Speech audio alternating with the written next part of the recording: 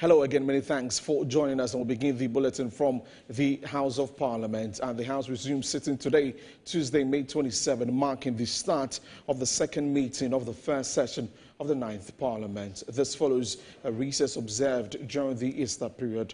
With the resumption, lawmakers return to full parliamentary business, including legislative debates, committee engagements, and deliberations on pressing national issues. A major highlight of the upcoming session will be the expected appearance of the Minister for Finance in August to present the 2025 mid-year budget review to the House. Our parliamentary correspondent, Jeffrey Atipo, is in Parliament and joins us live on phone. Jeffrey, good afternoon. Thank you very much for joining us. You are in the House. First and foremost, is this how the House is looking this morning with a lot of empty seats there?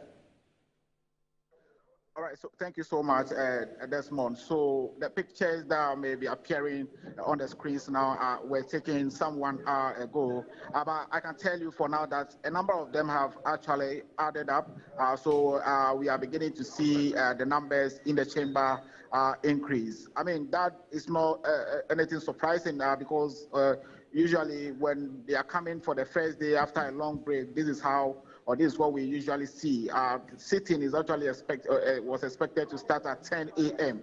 But as we speak with you now, I mean, just less than half of the members of Parliament, I can tell you, are currently in the chamber. I'm yet to even see leadership of the majority members, but for the minority, they are there. I've seen the Honorable Anodompré. I've seen also the Deputy Minority Leader, Honorable Papiaje. They are all sitting in there. But I'm yet to see the leadership of the majority. So usually, this is how it is. But okay.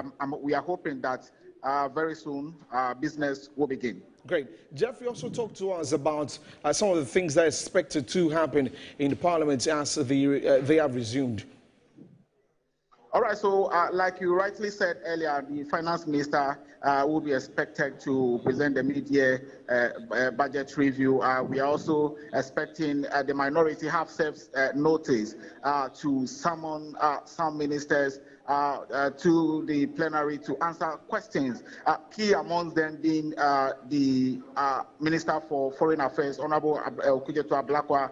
The minority is asking questions as to why the Vice President, Professor Anajeno Pokwajiman, returned from her medical trip in a private jet. They think that the presidential jet is in good condition. Even if it is not in good condition, they should have waited for it to be ready before, or the Vice President could have traveled in any other flight apart from it being a private jet. So they are having issues with that, and they think that is a matter that they have to bring before the plenary. Also citing the fact that the same former minister, the reason why the minister Okujeto Ablakwa is being summoned has to do with the fact that when he was in opposition, these were some of the things he spoke about against the previous administration when the President Akufo-Addo was flying here and there with private jets and all that. He was the one taking account of all the travels of the former president. So now that they are in government, they thought that they could have managed the economy in such a way, I mean, get rid of some of these things. But if this situation is happening under their tenure at the early stages like this, they think that subsequently is going to be worse. So it's a matter that they want to bring before the plenary. One other thing that they also talk about has to do with the energy sector. We are experiencing recent intermittent power outages, and so the energy minister is also going to be summoned, according to them, to answer questions as to why he's not coming out with a timetable for Ghanaians to plan properly. So many of these things, including the 24-hour economy that the administration promised when they were in opposition or when they were campaigning, the minority want to see bills coming to Parliament in an effort to implement this 24-hour economy process. So Desmond, if you ask me, these are some of the key issues that are likely to come up when the House resumes business today. Okay, thank you very much, Jeffrey Atipo, for the update, and he's our parliamentary correspondent, giving us details as Parliament resumes sitting. But we still stay in the House, and the minority in Parliament has called on the Energy Minister, John Abdullah-Njinapo, to appear before the plenary to explain how and where the alleged missing containers belonging to the ECG were found. The minority, at a press conference addressed by the Member of Parliament for Ifija, Kwabre North Collins, Adomako Mensah, wants the minister to also explain why the containers found were more than the 1,300 that he earlier claimed. This morning, there is a news item on the front page of the Daily Graphic informing Ghanaians that the missing containers have been retrieved. These are the words of Daily Graphic. First of all, the minority vehemently disagreeing with the position that it has been retrieved. Indeed, they were not missing.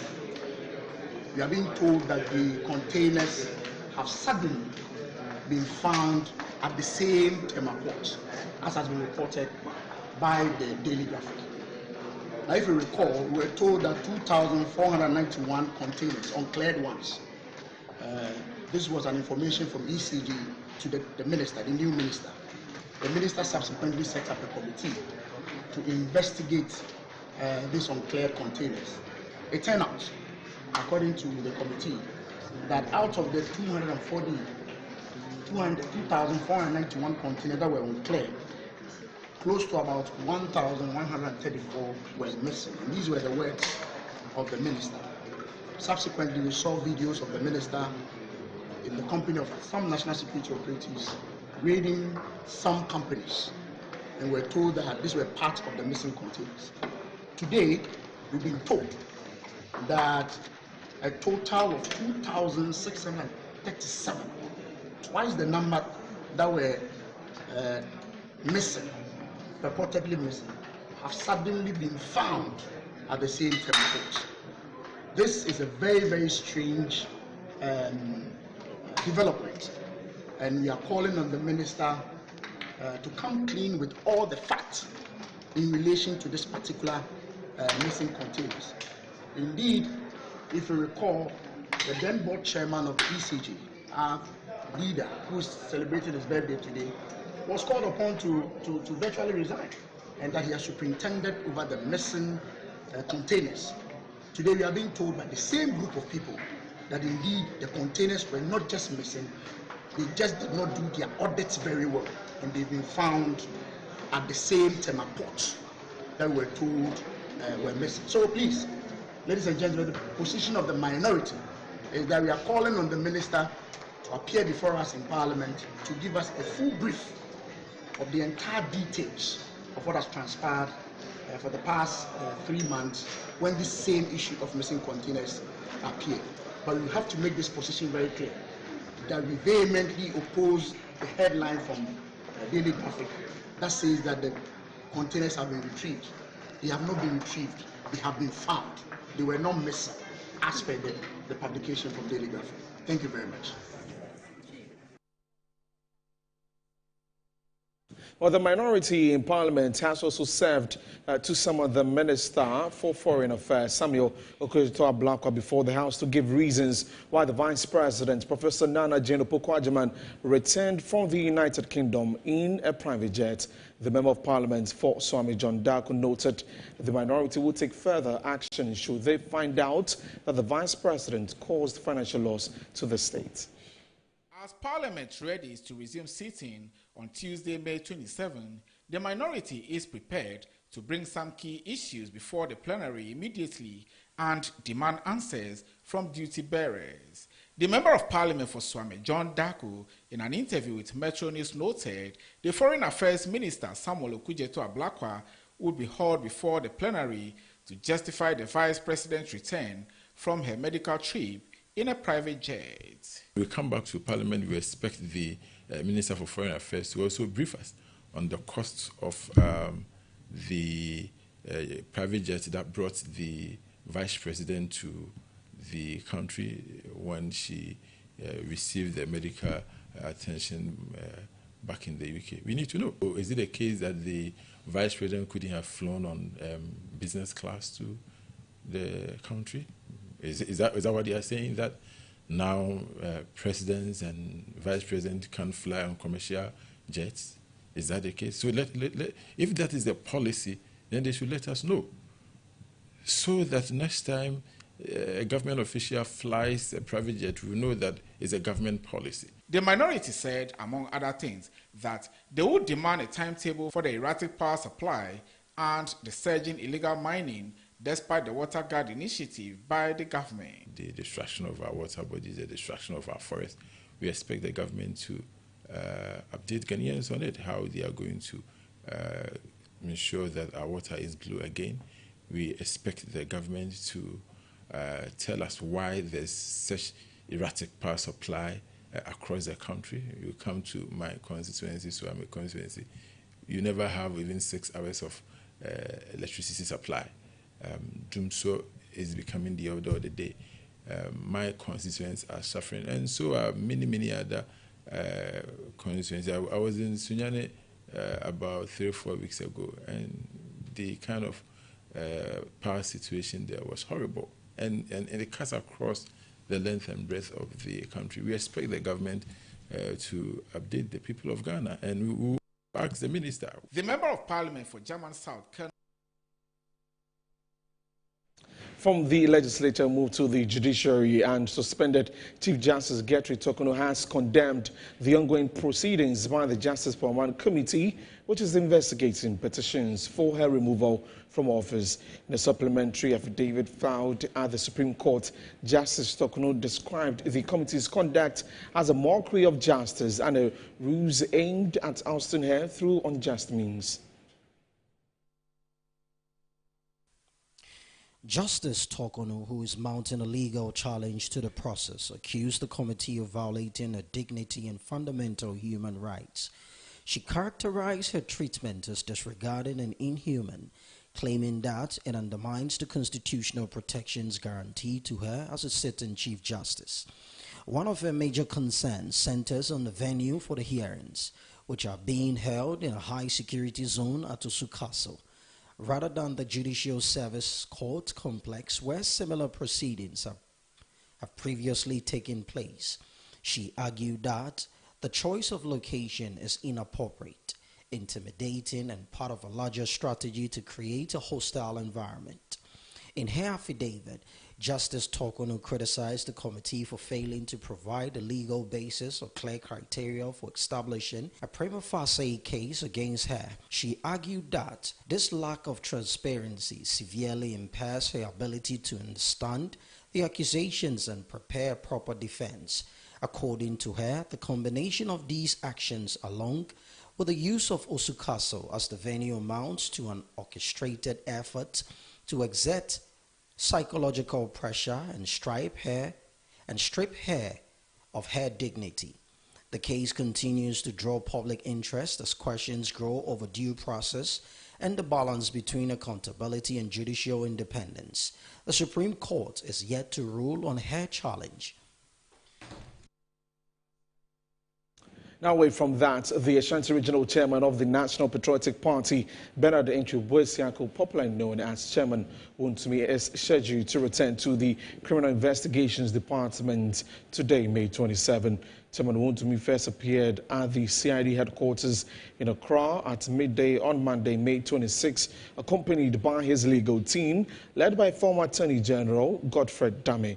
In a press release issued by Superintendent Joseph Benefort Dakwa, head of CID's Public Affairs Unit, Wontumi was cautioned over 3 allegations: engaging in mining activities without a license, polluting water bodies, and unlawfully entering the forest reserve. The statement indicated that Wontumi fully cooperated with the investigators, gave a statement, and was subsequently granted bail. He is expected to report to the CID again at 3 p.m. today as investigations continue. The police have assured the public that updates on the case will be provided in due course.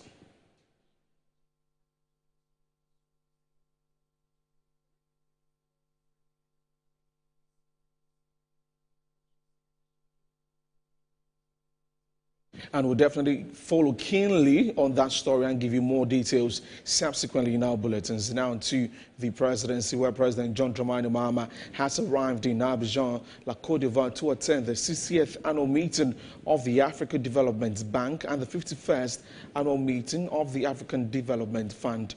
He was accompanied by his Executive Secretary, Dr. Callistus Mahama, and the Deputy Chief of Staff in charge of operations, Stan Dogbe. President Mahama was received at the Felix Houphouët-Boigny International Airport by the Ivorian Minister of Transport, Kone Amadou. The meeting, which opens officially today, May 27, 2025, is on the theme, Making Africa's Capital Work Better for Africa's Development. One of the highlights of the meeting is the election of a new president to replace Dr.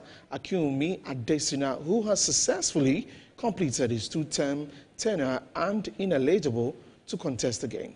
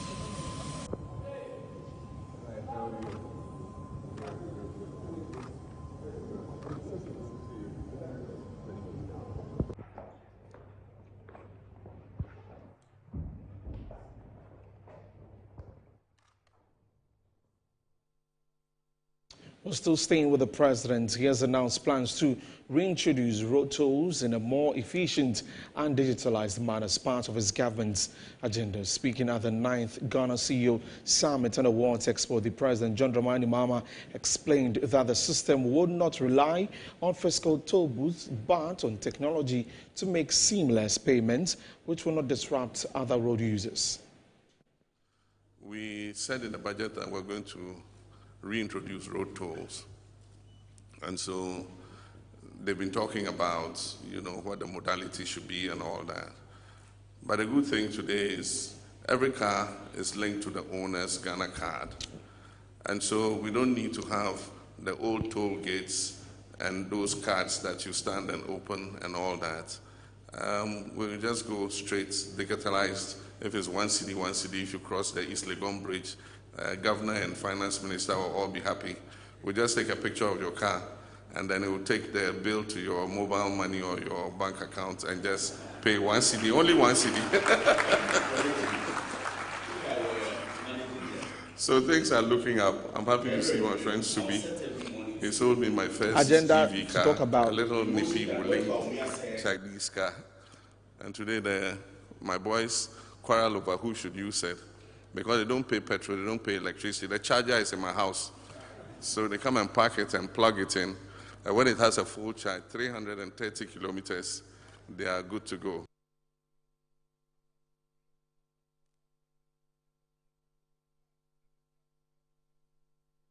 Still watching the news updates here. I am Desmond Okrekudanso, and now we shift our attention to the opposition New Patriotic Party and former Vice President and 2024 presidential candidate for the party, Dr. Mahamudu Bawumia, has urged party members to be mindful of comments they make about the party in public as it will affect the party's image going into future elections. Dr. Bawumia is calling for a ceasefire and a united front to rebuild the party ahead of election 2028. He made the call during his thank you tour of the Greater Accra region.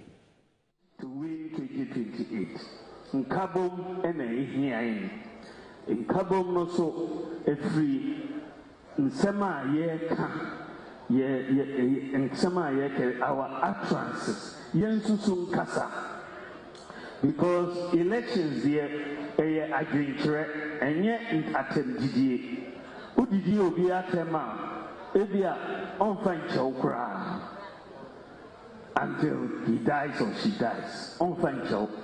Eti yen susu kasa. Uye MPP niya make sure you protect the party.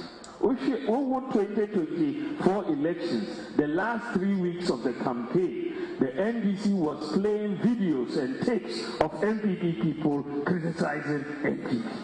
Sana umudi ye campaign, and yes, na omo videos and tapes. Ye kasa no, ye susum kasa. So that at the end of the day, we will win the election. But Mimi was GDA say 2028. Enche, Muninabu NDC Obo performance. They say we are seeing just 5 months. By the end of the year, we will start seeing all the way to 2028. Mimi Gidi said the comparison between MPP and NDC, by the time 2028 it will be very favorable to the MPP. It will be very favorable. And then we share 2024, now you're popular. And yes, sir, the time of 2008, now President Kufuor now you're popular. And yes, sir. But and then Obiahu Ejuma President Kufuor Mesumiji said by 2028 Obiahu and appreciate Ejuma President Nana Kufuor on Super and MPP. Yes, we will appreciate that even more. And by the end of the year before the election, Mimiji said there will be a clamor for MPP to come back into office to help Ghana because we are the new. From the NPP, we shift our attention to the health sector. The Ghana Health Service has reported 10 additional Mpox cases, increasing the country's total to 19. 5 of those affected are currently hospitalized and undergoing treatment, while no fatalities have been recorded in the latest outbreak. There's more in this report. According to the Ghana Health Service, it is actively monitoring the situation and has intensified surveillance measures across the country, particularly in affected areas. So far, the Ghana Health Service has confirmed 19 cases nationwide. The outbreak has raised concerns about public health, prompting the Health Service to intensify efforts to raise awareness about the disease. The Ghana Health Service says it has implemented various measures to contain the outbreak, including heightened surveillance, community monitoring, and contact tracing. The Ministry of Health has also mobilized resources to detect and contain further cases, urging citizens to report suspicious symptoms to nearby health facilities immediately. Mpox is a viral zoonotic disease that can spread from animals to humans and between people through close contact with infected lesions, body fluids, respiratory droplets, or contaminated materials. Symptoms typically include fever, intense headache, swollen lymph nodes, back pain, muscle aches, and characteristic skin rashes and lesions. The disease is a concern in Africa, particularly in countries like Democratic Republic of Congo and Nigeria, where it remains endemic. The World Health Organization has called for increased investment in diagnostics, vaccine research, and public education to contain the spread of Mpox. And we all need to protect ourselves. Now, away from that, the Director General of the Management, Development and Productivity Institute, Professor Elijah Yendao, has appealed to Ghanaians to prioritize retirement and pension planning in order to ensure they live dignified lives after their working days are over. According to him, most Ghanaians find themselves in difficult situations due to their inability to pre-plan their retirement. He was speaking at a pre-retirement and pension planning program here in Accra. The 3 days pre-retirement and pension planning program has been organized and facilitated by Management Development and Productivity Institute in partnership with Bui Power Authority. The training comprises teachings on investments, pensions, financial management, and prudence, among others. Director General of the Management Development and Productivity Institute, Professor Elijah Yendao, in his address stressed the importance of pension planning. He said the training will help their staff adjust favorably to life. It's always about your work. Every day you come to work, and the focus is generally not on how you can manage your social life, how you can manage your health and what have you. It's all about delivering outputs. And so because of that shift in attention, so when you are to retire or when you retire, it looks like you are starting a new journey, kind of. And so this training is going to help staff who retire to adjust favorably to life so that they can live very decent life in their communities. Professor Elijah Yendao said despite Ghana's economic situation, investments are beneficial. The city is appreciating. So what that means is that if one is investing, it is going to be advantageous to the investor, isn't it? So as for some of this, those at the macro level issues, it's very difficult for the individual worker to control. But at the end of the day, investment is very important in terms of addressing those critical needs when you retire.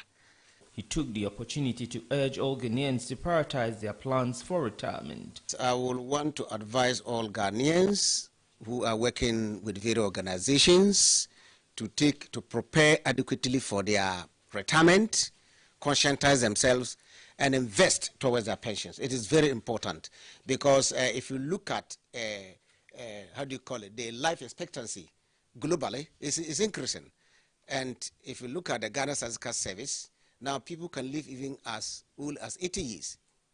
That's 80 years. So you realize that we are surviving, longevity has improved, and so if you really want to live a decent life after your working life, it is important to only put something aside towards your retirement. It is very important. If you don't do that, just imagine you retire at 60, you still have to live for about 20 years and you have nothing to show.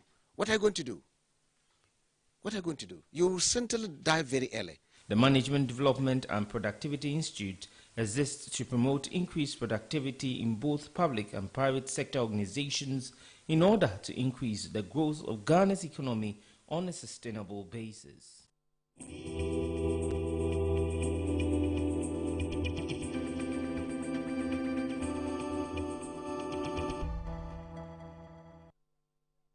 Now in our Tiny GA segment for today, the Greater Accra Regional Minister, Linda Oklu, has hinted at a demolition exercise in Tema, Sakumono and its environs. The minister, who has continuously expressed their resolve in championing the sanitation cause, has also pledged to deal with the menace of floods in the capital. She was speaking at a maiden meeting with MMDCs in the region. Sanitation remains one of my most pressing challenges in the region, from poor waste disposal practices, open defecation, to illegal dumping and choke drains. These issues have become a problem and effort to present Accra as a modern and livable capital. I urge all of you to take a proactive and innovative steps to address sanitation in your jurisdiction. So far, 28 MMDCs have been confirmed out of the 29 in the Greater Accra region. And for the first time, they are having their regional meeting at the Regional Coordinating Council. At the meeting, the Greater Accra Regional Minister hinted of some demolition exercises to go on around Tema, Sakumono and its enclaves. This is a measure to help mitigate the floods we are seeing in the region. This exercise, my dear, is going to be extraordinary because some of the places, you also reported, some of the places that demolition was done, they've raised the structures again. And so we are going to cause arrest tomorrow. All the structures we will demolish tomorrow. Oh, we are not going to leave a single structure. This is unique, my dear, because after the demolition, we've put a task force in place that will be monitoring the site and make sure that the buildings wouldn't be raised against. She also sent a word of caution to MMDCEs on living a modest life. Many for Agba, oh, no, okay, back over office, no, if Agba, Nicoya, or Yashamoka camera, and you'll say, I won't palm if I may bash if you are me. The Greater Accra Regional Minister, Linda Oklu, has admonished all MMDCs to champion the cause of sanitation, especially issues around floods in the region. We are here to work and make sure that the resetting agenda is achieved. And so we've told them they should work on the sanitation within their various districts. They should also make sure that revenue mobilization is cashless. like I said to them, sanitation within the region, and then the flooding also should be checked. And the street lights, not forgetting that, we started a project and we want them to continue with the project. They should be responsible to their various districts. My name is Shadrach Odame Ejari, Metro News, Accra. And that's all for the news updates this afternoon. I'm Desmond Okrikudas. We're taking a break. When we come back, Akusifria will take up the rest of the program with the business edge. Please stay with us. We'll be back shortly.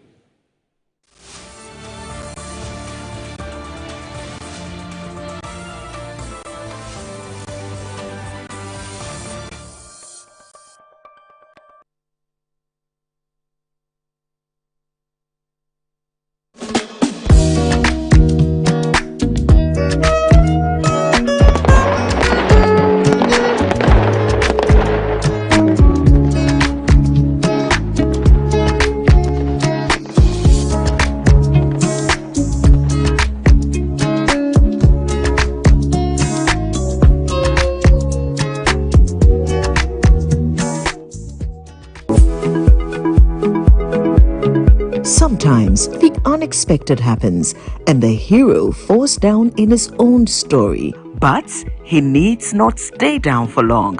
Cosmopolitan Health Insurance is your trusted health partner. Whether an individual building a business, with Cosmopolitan Health Insurance, your medical care is our concern.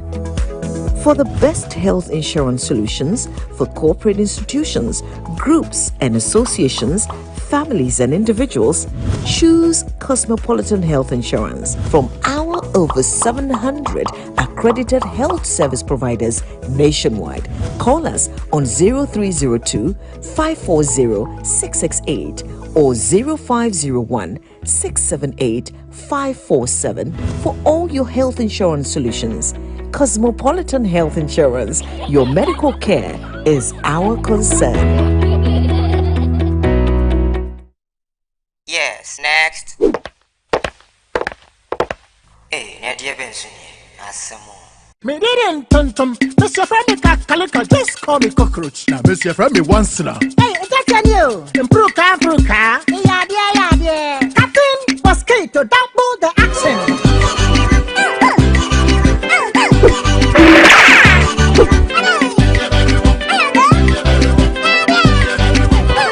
Me did this sasso spray. Mr. Femi sasso quell. Yeah, go to my sasso.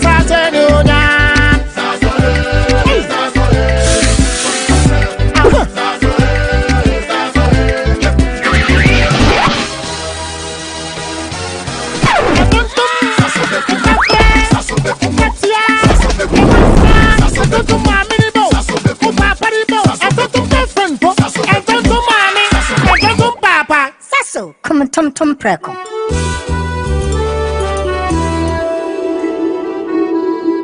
Did you know you can make money every day on the Wanna Own game app? Here is how to play and win. Watch Wanna Own on Entertainment Review every Monday, Wednesday and Friday on Metro TV. Scan the code for access, select a game and play away. There's money to make on Wanna Own. What are you waiting for? Wanna Own, more money every day. Endorsed and accredited by NLA. Food insecurity in West Africa isn't just a statistic. It's a crisis affecting millions, not because of a lack of land or talent, but because our food systems are struggling under the weight of conflict, climate change, and limited investment. On June 3rd, I had the honor of moderating the President's Roundtable 2025, hosted by the ECOWAS Bank for Investment and Development, EBID, under the theme Unlocking Food Security in West Africa Through Agricultural Transformation. We'll convene leaders, experts, and change makers for a strategic conversation, one that moves far beyond talk into action. From innovative financing to climate-smart agriculture, we'll spotlight real solutions and real commitments live on Metro TV. Now it's a defining moment for our region, so do join the conversation as well, live on DSTV Channel 277 and EBID's digital platforms. Let's move together from insecurity to food sovereignty. My name is Anita Erskine. It would be an honor to have you join us.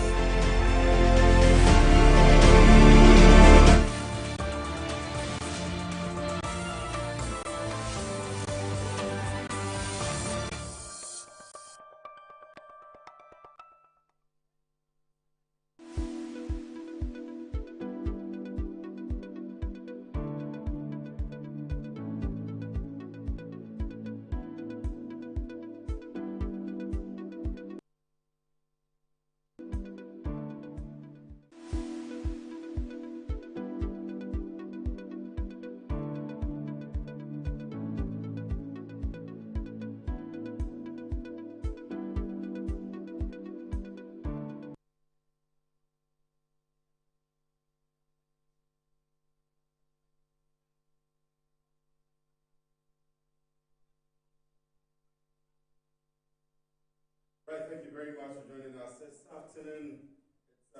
Well, let me introduce again. Thank you very much for joining us this afternoon. It's a beautiful Tuesday afternoon, and we're happy to be on your screens on Good Afternoon Ghana Business Edge, where you get all the business analysis, the data, and everything that you need in the space of business right here on Metro TV. And we are coming to you live from our studios here at Ridge in Accra. Today is a special day. We have a lot of activities coming up your way. We'll be talking to some people, or let me say some drivers who are not part, who say they are not part of the reduction which is taking effect in the entire transport industry. We'll be speaking to them on phone, and then we'll be talking about yesterday's meeting, His Excellency the President John Dramani Mahama's meeting with some chief executive officers, where he made some revelations and some projections that he intends to embark on with his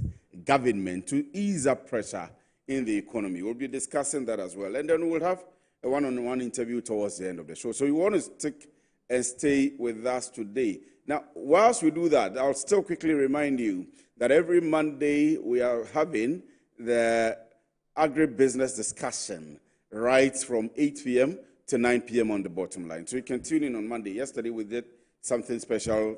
Next week, coming up Monday, we are doing another special thing. So you want to stick and stay with us all the time. Now, on Business Edge here, we discuss everything. And to start with this afternoon, ride-hailing users such as Bolt, you know Yango, you know Uber, you know Taxify, and so on and so forth, are not expected to be in the reduction spree, which is going on in the transport sector. What is their claim? Their claim is that they were not consulted.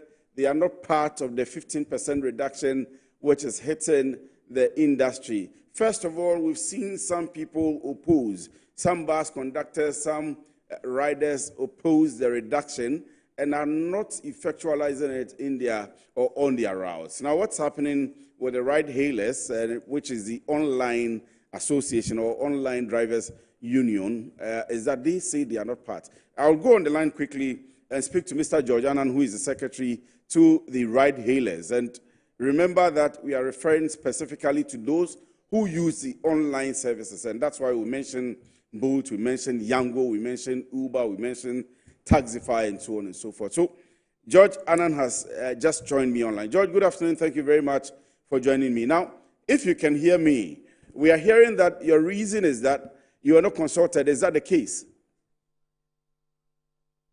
Sure, that's the case. As you rightly put it, we have not been engaged.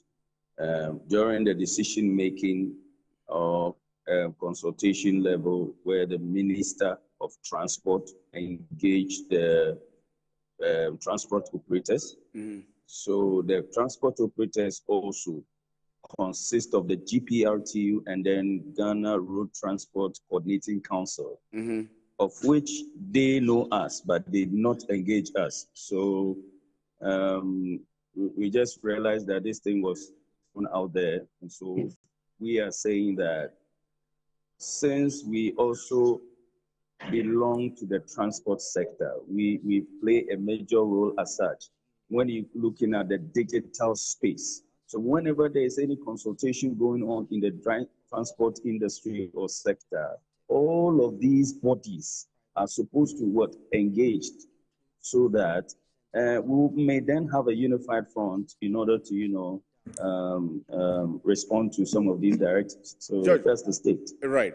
Indulge me. How do you want to be engaged? Have you applied, or did you talk to the GPRTU that you wanted to be part of the discussion, or you are not part of the GRPTU or GPRTU? How do you want to be engaged? Tell me. Really, anybody governing the structures that are, as it were, the transport sector and all that. As far as these things are said, it behoves of the one calling for the meetings to also recognize and appreciate the fact that, hey, there are people who are doing ride hailing, who are digital operators, okay? So we should be able to look out for them. And we have been fronting the drivers issues in the ride-hailing sector since 2019. So we are there. And then we deal with TUC. So they are there. We are there. We are known. So are you a member of the TUC? Yes, You're a member of the TUC. We file our documents. Yes, we file our documents with the TUC. But as we speak now, today, we still have our documents in there as part of the registration process. But George, that means that you are not a recognized body. We are a recognized body. If you have a trade certificate from the labor organization, as in labor authority, we have a trade certificate to that effect. So if the labor recognizes you, then who else don't? You understand? Yes. So that is how it is. Yes. Yes, but the reduction in fuel prices is affecting you also, I mean positively. The exchange rate, cedi appreciation against the dollar is affecting you positively. When it goes up, when the prices go up right now, and you're going to increase your fares, I'm not sure you will consult TUC or the GPRTU. You would increase them. And so if the GPRTU or the TUC or the entire country is making a clarion call that we should all reduce fuel, fair prices or our fares, and you say you won't because GPRTU hasn't acknowledged you or TUC hasn't acknowledged you, that is not fair on the part of we, the consumers of your service. I agree. And to some extent, it should not be something like spontaneous or something that has been thrown out there and you expect us to comply. If, I don't know, if like say, for instance, Metro TV, when it comes to media engagement and workshops, and you are not consulted or you are not factored in, how then do you also contribute to issues that relate to media works? George, I agree with your point. I agree. You understand? So okay. We're just asking that when these things are coming up, decisions are being made, we should be factored. Have you not used, if somebody listening, your viewers can admit, people use online, which is Uber, Homes, and Yango. Okay, we are part of the transport sector. And we are saying that, yes, there are the ride-hailing companies who are there. Okay, they should be hit. They should be involved. But we are the workers, okay, of the digital platform. And so when it comes to these things, when domain, but we are the service providers. We also go out there to pick people, you know, as part of, a job, or you understand. So anytime things like this are coming up, we should be considered, called into the decision making, the discussions, and then it will be a fair play. That's why in our letter we are saying that there was no fair representation, okay, at such meetings. Should be considered. That's my point. I fairly appreciate your point, and I understand where you are coming from, but I am also making a point that we, your customers, we are not happy with you because you have a war with TUC or GPRTU, and you are punishing us for your non-inclusion in the decision-making. But I'm still saying and insisting that once you are a recognized group, as you tell me, and you are being affected by what's happening in the economy now, you can on your own take a decision to reduce either by 5%, by 10%, or maybe the general 15%, because we all take Uber, we all take Yango, we all take the services that you offer. And so you cannot punish us because somebody is not recognizing you. Oh, no, it is, you're not being fair to us. Unfortunately, unfortunately, the fair view or the way you may be describing it is not as such. Okay. A driver of an app cannot be a regulator. We are telling you that this sector is not regulated. So a driver, as you may make your request in the comfort of your home and will come and pick you, we only facilitate in the transport sector. Do you understand? So we are saying that it is not we punishing you. It is not us at all. But they would have to engage the app companies as well as the drivers. Okay, so when they were engaging the GPRTU, they are transport operators. They give vehicles to drivers to drive. Okay, some of them are vehicle owners. They give drivers vehicles to operate. So in that domain, they are there. These are the traditional transport operators. We are saying that in the digital space, as it were, in the modern trend, everything is digitalization, and this is a modern way of transport, and of which the government has also done something similarly about a year or two ago. So in that sector, it's a framework, it's a whole, industry on its own. Don't leave somebody out. When as much as you have engaged with the regular transport, which is traditional transport, which is the trotro, the buses that are going to Accra, Navrongo, all the places like that, they are the traditional. But those that you would have to request online, digitally, we have not been engaged. And I think that we George, are not punishing you. George, I think that our problem, well, I mean, that's your position, but I think our problem should be with the Minister of Transport and the entire ministry, because, I mean, the claim you are making is that your sector is not regulated at all. So maybe on the point of taxes, on the point of revenue mobilization for the government and for the country and so on and so forth, and how, I mean, the entire regulation of your sector, the minister should be attending to that and concentrating on that. What do you think? Excellent. This is perfect. So then is we have, is a change of government. So we have resubmitted another letter, okay, prompting them that, yes, we also exist, so that in their next meeting, next engagement, they know the way to our doorstep, just in case it hasn't been so, for which reason we are where we are today. So for that matter, we have done that. So if the minister also engages us, we will be part of it, and then it will be a seamless or a smooth, you understand, and a fair decision, of which when you interview us next time, it might not be same, or it might not be this way. What we'll do will be just not to have an interview with you, but to follow up with you to the ministry to see why a big sector like yours is not being regulated, and why the ministry is, maybe for want of a better word, being like a bicycle about that, or haven't paid attention to that at all. For us, the AI sector, the technology industry, the digital sector, everything should begin to come under state regulations and so on and so forth. So we'll be following you with that one, and not just having an interview with you on that. But you should still consider reducing your prices, talking to your owners and managers, the Uber, Yango, and so on and so forth, to reduce your prices. Thank you very much, George. So George is the secretary of the Online Service Operators Association. That's the ride-hailing users.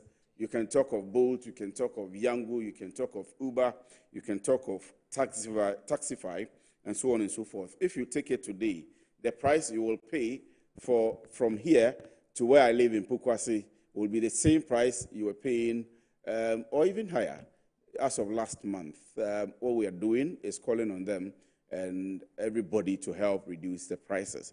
So we'll move on with the show. What I'll do now is to show you how the market is playing today, the Forex market is playing today, how the cedi is performing against the dollar, the pound, the yen, and the other major currencies. Let's see how it is performing.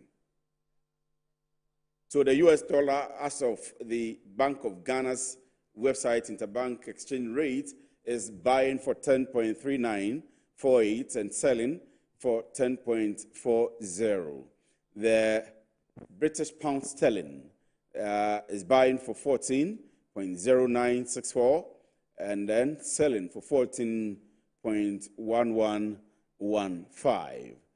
The euro is buying for 11.8288 and then selling for 11.8395.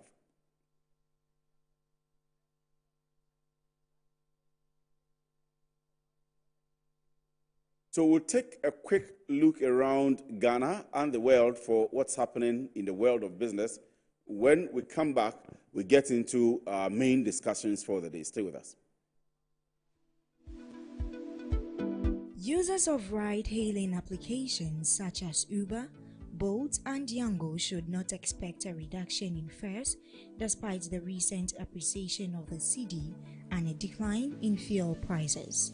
The Ghana Online Drivers Union has clarified that the 15% fare reduction announced by the Ghana Private Road Transport Union does not apply to their services. President of the Ghana Online Drivers Union, Francis Tenge, explained that the ride-hailing drivers were not consulted in the decision-making process. What the GPRTU did does not include us because we have not been consulted. We are not part of them. We are the users of Uber, Bolt and Yango. We have a union, but our union is recognized by the GPRTU or the trade union, he stated. Tenge further noted that although the union has applied for affiliation with the Trades Union Congress since 2021, it is yet to receive official accreditation. The Electricity Company of Ghana has launched a new digital platform to collect real-time data from 5 major power stations in the Ashanti region, aimed at improving electricity supply and operational efficiency. The new system is being deployed at the Anomaso, Ridge, Kodongo, Obuase and Dunkwa bulk supply points. With the aid of specialized computers, each station now sends live hourly updates directly to ECG's system controller. This advancement allows technicians to detect faults swiftly, analyze data more effectively, and respond promptly to fluctuations in electricity demand. By automating data collection, ECG aims to reduce operational risks and enhance the accuracy and reliability of insights gathered from the field.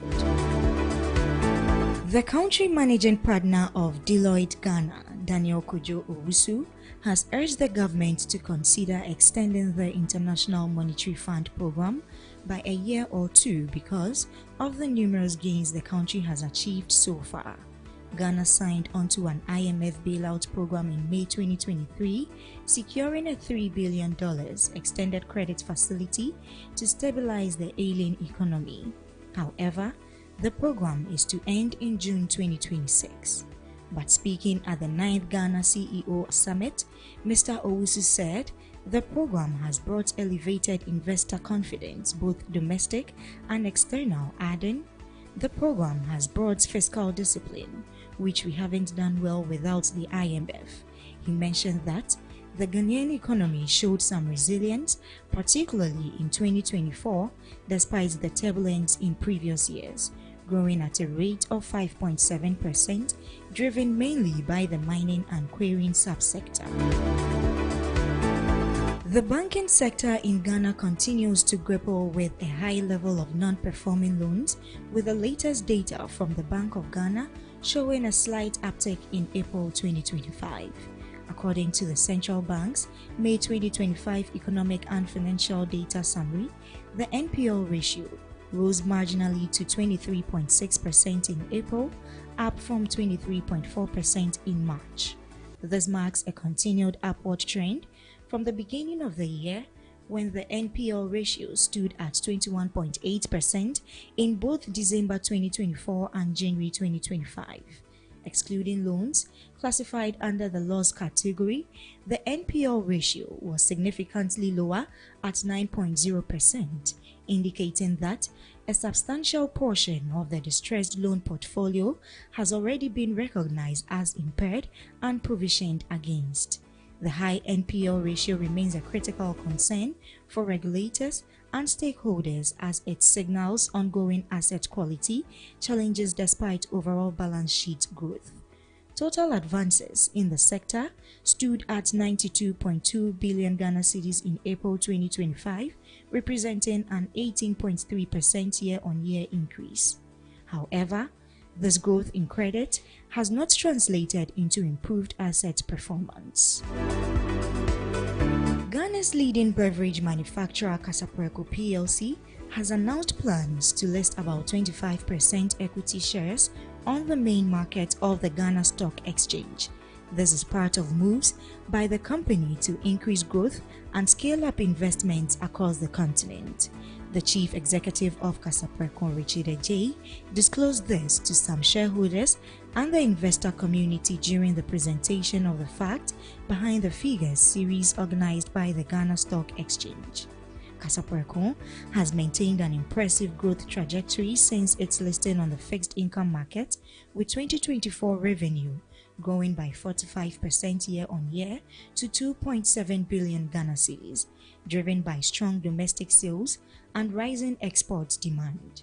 Mr. Ejay disclosed that the board has given approval for listing equity shares on the main market by the end of 2025. Managing Director of the Ghana Stock Exchange, Abna Amwa, used the occasion to urge investors to support Kasapreko in their quest to expand more and contribute to economic growth. The Kasapreko growth momentum continued into Q1 2025, with revenue up 52% and profit after tax climbing 184%, driven by sustained volume growth and disciplined cost management. Sweden-based car maker Volvo Cars says it will cut around 3,000 jobs as part of its cost-cutting measures. The firm says the layoffs will mainly impact office-based positions in Sweden, representing about 15% of its white-collar workforce. Last month, Volvo Cars, which is owned by Chinese group Geely Holding, announced an 18 billion Swedish krona, $1.9 billion, approximately 1.4 billion euros, action plan shake-up of the business. The global motor industry is facing a number of major challenges, including US President Donald Trump's 25% tariffs on imported cars, higher cost of materials, and slower sales in Europe. The chief executive of Volvo Cars, Hakan Samuelson, pointed to the challenging period faced by the industry as a reason for the layoffs. Earlier this month, the firm said its global sales for April fell by 11% compared to the same period last year. Volvo Cars has its main headquarters and development offices in Gothenburg, Sweden. It has major production plants in Sweden, Belgium, China, and the US. The company was sold by US motor industry giant Ford to Chinese Geely in 2010.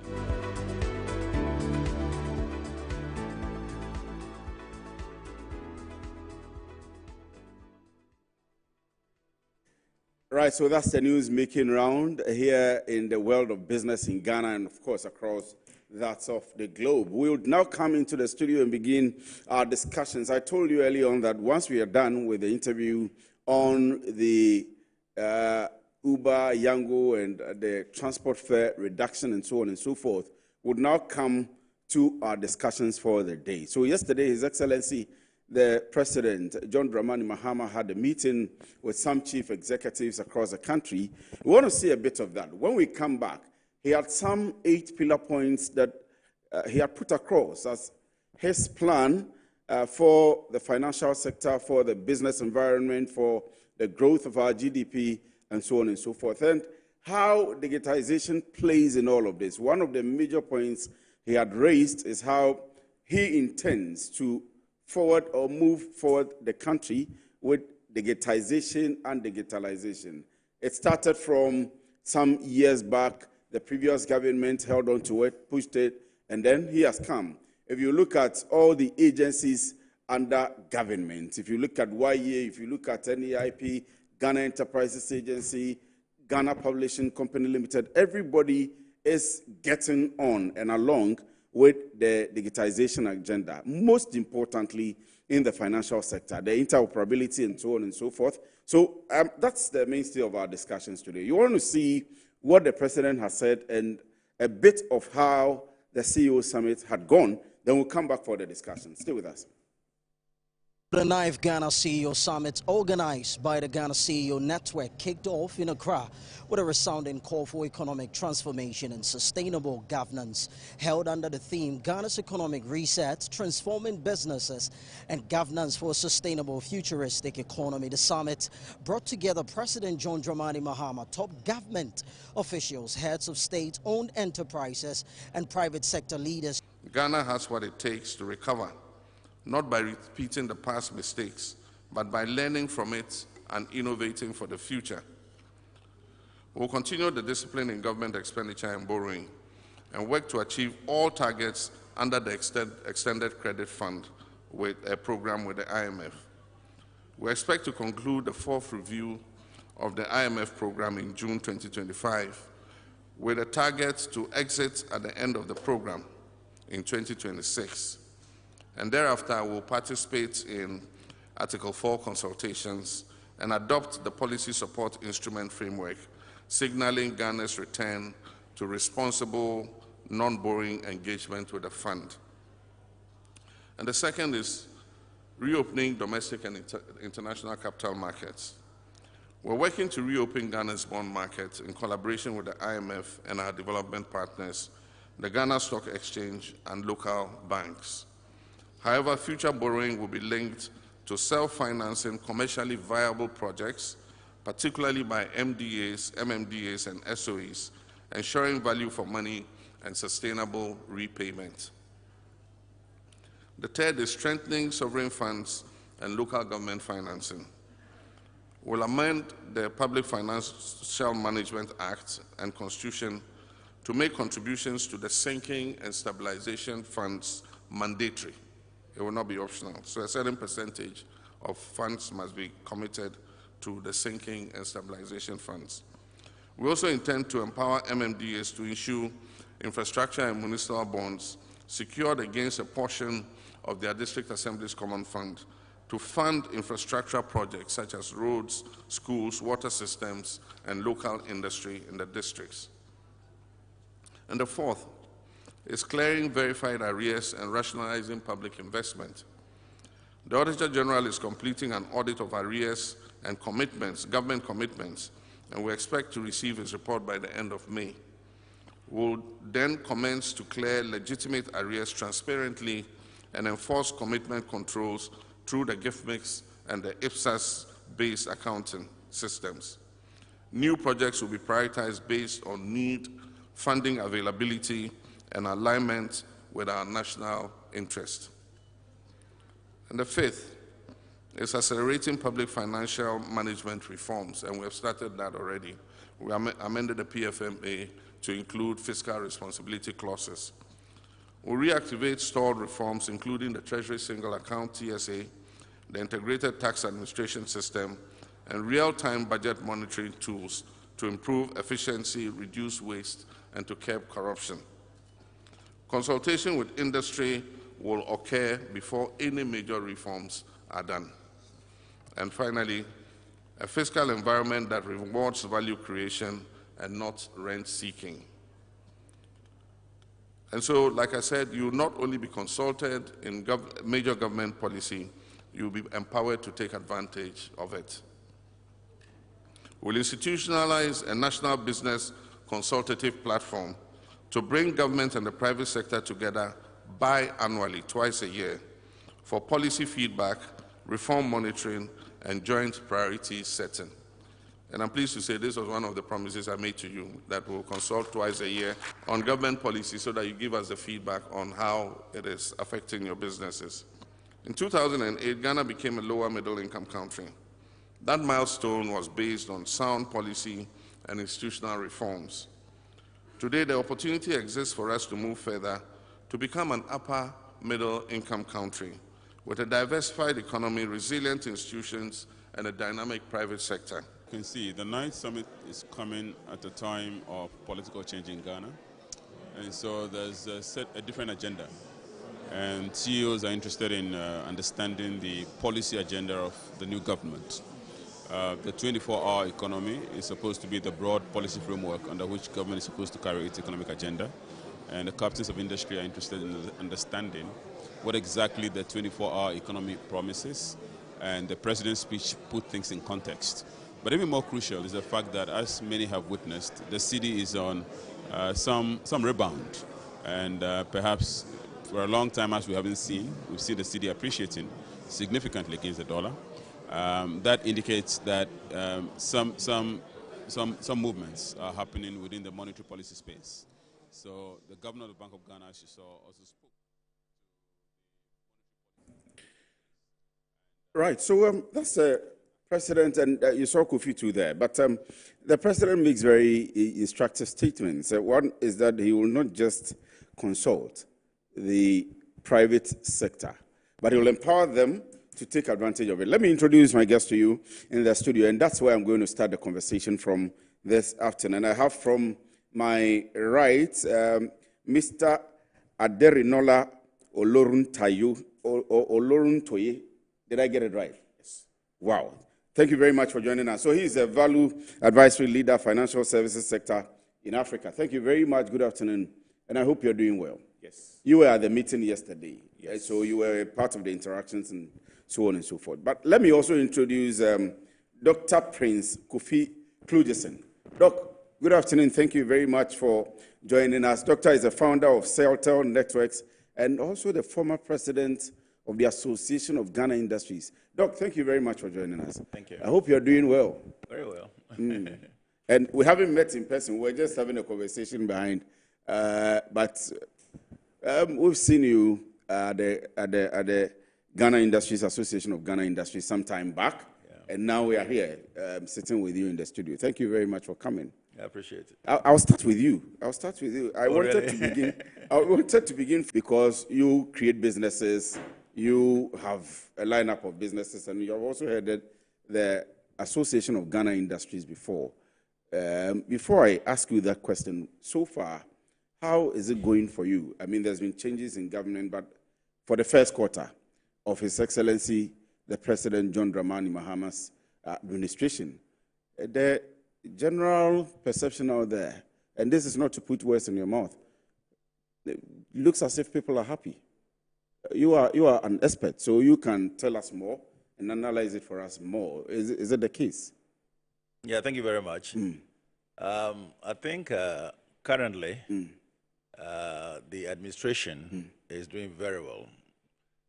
Why am I saying so? This is the first time that we are seeing again of late a leader is governing as president, not as himself or party or whatever it is. A total focus is his mandate to govern Ghana for all people and bringing policies that will be able to be, achievable by all people, from the youth, middle, drivers to the becoming relevant, that they want to be part and parcel of the equation. That's very, very positive, which never happened before. So, chasing for inclusion. Yeah, inclusion, which is very, very positive. So I can say that, so far, very, very good. Knowing him as I know him, if you can focus. In life, one of the major issues about leaders is to become positive. And you must have the positive mental attitude towards your country. One of the things I keep on telling my friends in politics, the day the vote is finished, it's no more for your party, it's for the country.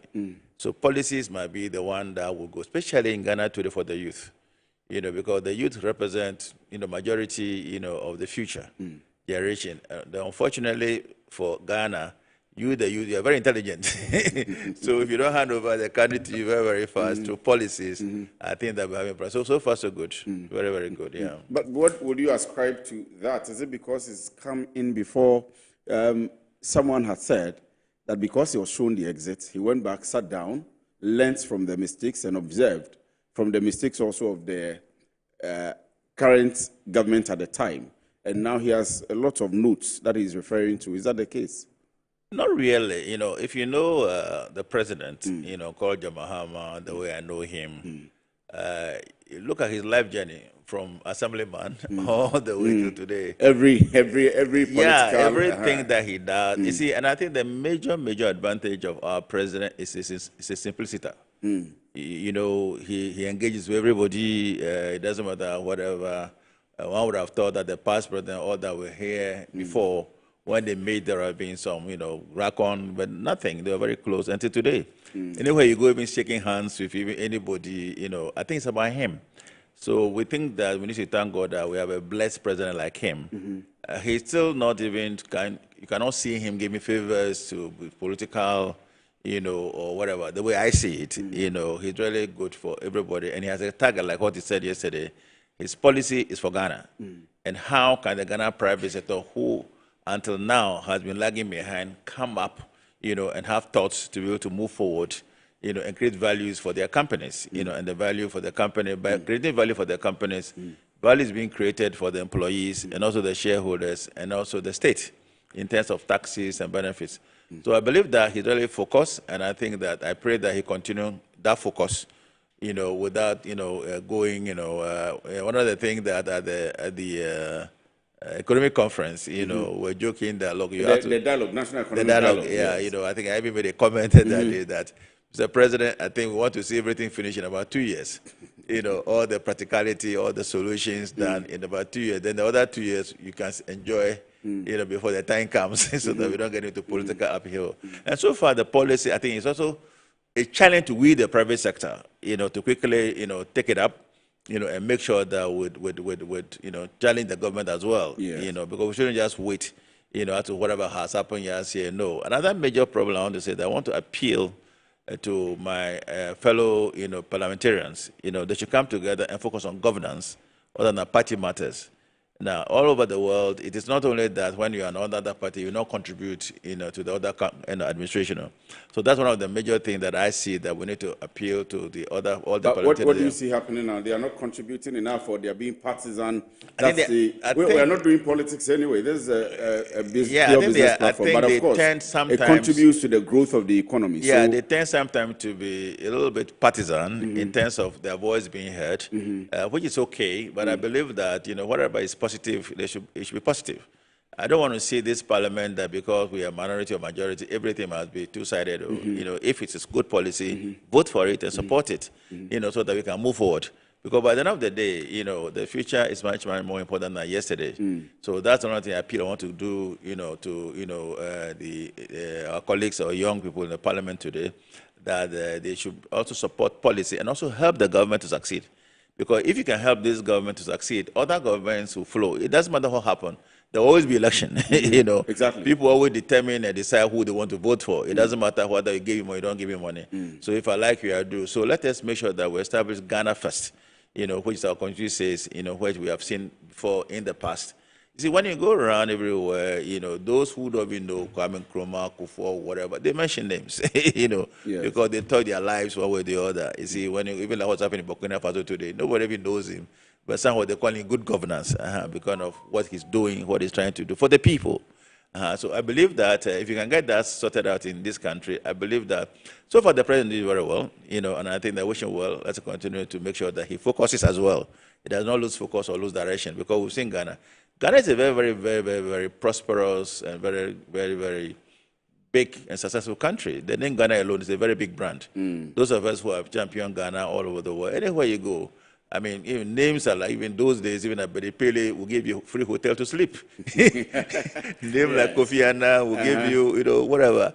See, so people you don't think that Ghana is just Ghana. When you travel Ghana, the contribution of everybody in this country, no matter how small, I've not met you, I always see you on TV, very, very proud of you.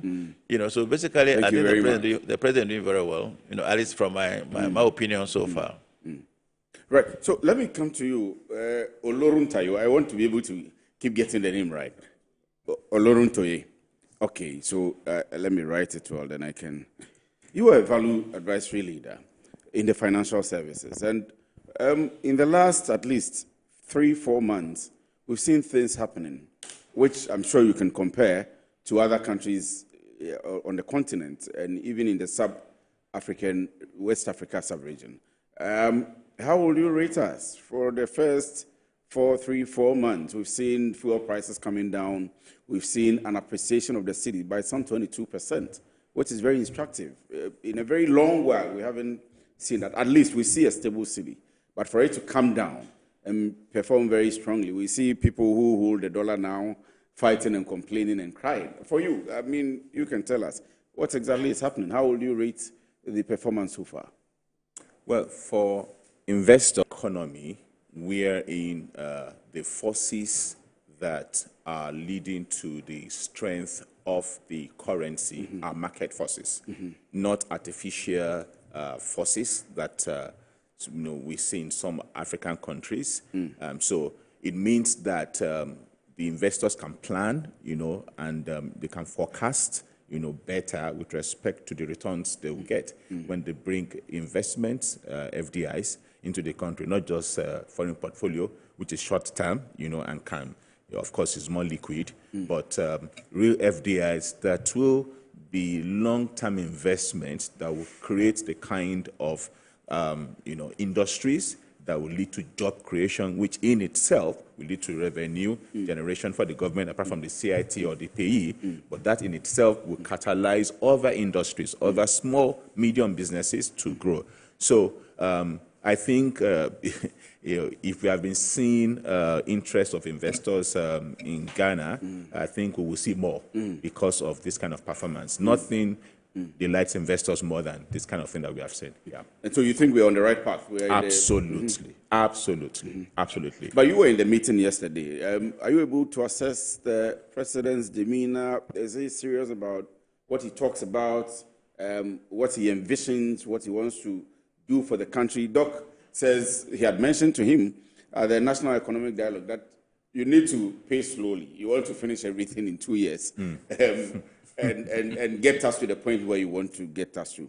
Do you see that in him? As far as I'm concerned, a president's word can be taken for it. And the things, the 8 pillars he has outlined are very clear, and like the good doctor said,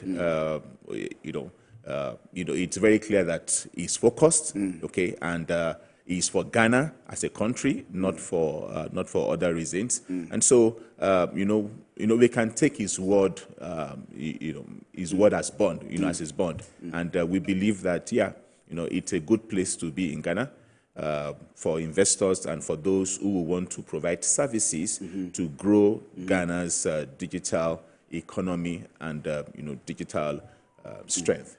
Yeah.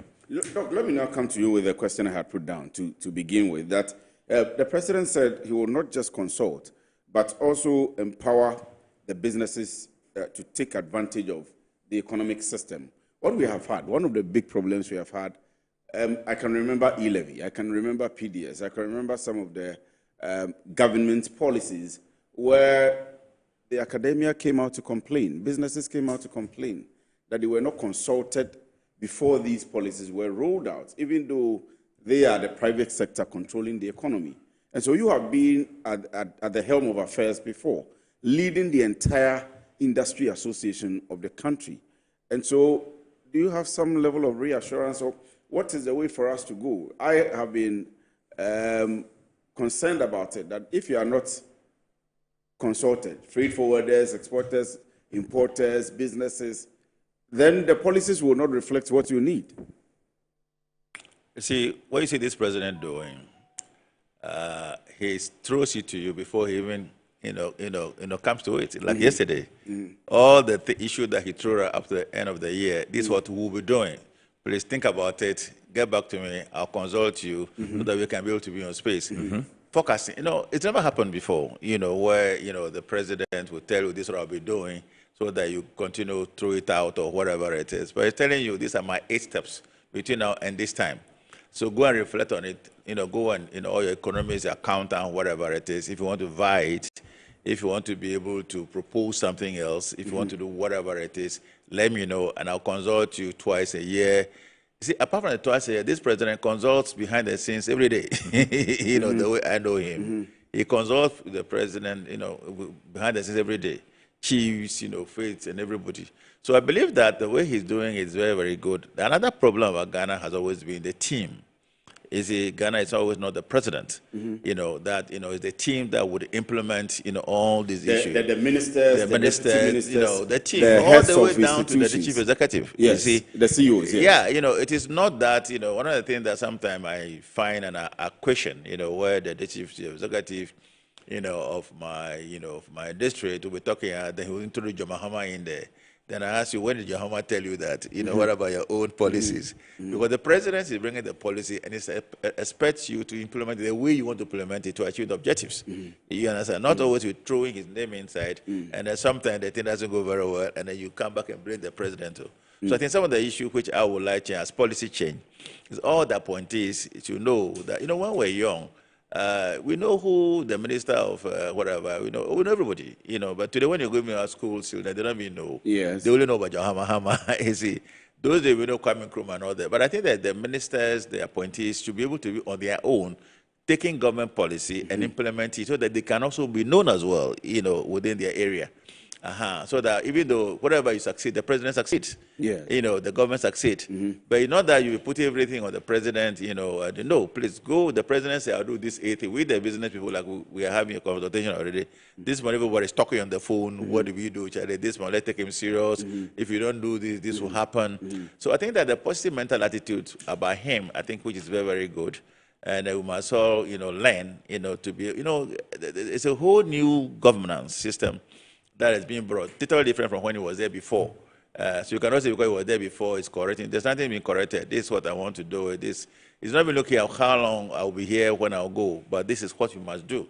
One of the things I was hearing about him when I was here, you know, in your reception, it's about, you know, toll booths. You know, we don't need to be able to put anybody there. The thing is done already. Yes, blah, blah. yes. In fact, we are coming to that. Okay, it's one of our major. So some of this is it makes everybody agenda. happy. Yes. And make even investors, he's saying, very happy all over the world. Now the country is really changing. Let's also go and put some back there and see how it can grow. So we'll come to the digitization. But before that, the issue of consultation in the financial services, does it have a place at all? Oh, definitely so. You know, I believe that, you know, the fiscal policies, definitely, if it will be executed effectively, then consultations doesn't have to be just once, like Dr. said. There has to be a monitoring and evaluation mechanism, which is part of the framework for execution of government policies, help to support the execution, how will the monetary policies help to support the execution of these 8 pillars. The goal is very clear. And part of what digitization would do, which is one of the things that we do with many governments around the world, is to actually monitor from the point of strategic, you know, policy formulation to the point of outcomes, monitoring the outcomes. In between it, you have your budget formulation, okay, and planning to support based on those 8 pillars, okay, and then after the budget formulation and planning, whether for the medium-term expenditure framework, then you now begin to execute. As you execute, that's where the systems of GIFMIS or the systems for each of the either SOEs of the government or the agencies of government, they must have systems to be able to help monitor how they are executing. That's where many a times the gap is. Okay. The president met the state-owned enterprises, all of them, the chief executives of all the public sector institutions. I think about a month or 2 ago, under SIGA. Yes, with the CEO for SIGA, and gave them a deadline that by the end of 1 or 2 years, so by January 2026 and by middle of June 2026, if you are not giving him a report of your performance and it is not positive, you are not getting results, yielding profits and so on and so on, he's going to sack you. So you know, the leaders, the team must look at how they can definitely now run operationally more efficiently, because governments around the world are looking for how to do more with less. Okay, the funds available not only for Africa are shrinking based on the global situations, Trump's activities, all those so things. so Okay, forth. and so governments are focused more on how do we do more with less, and to do more with less means you have to be more efficient operationally, and this is where digital transformation helps to solve that problem. So I would expect the SOEs to have a digital transformation program in place.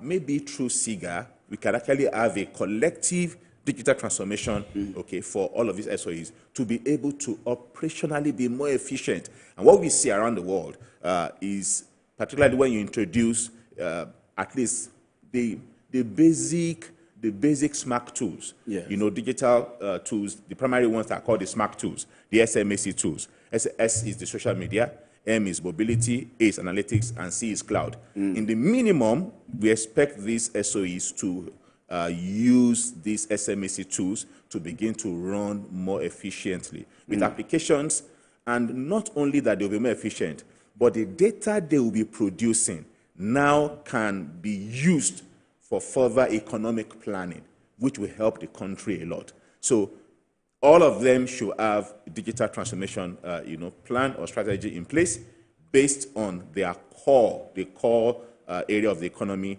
that they are executing, for the government and also for the operational support. So we have Dr. Daniel Enim, who is also an economist. I understand that he's been online for some time, joining in the conversation.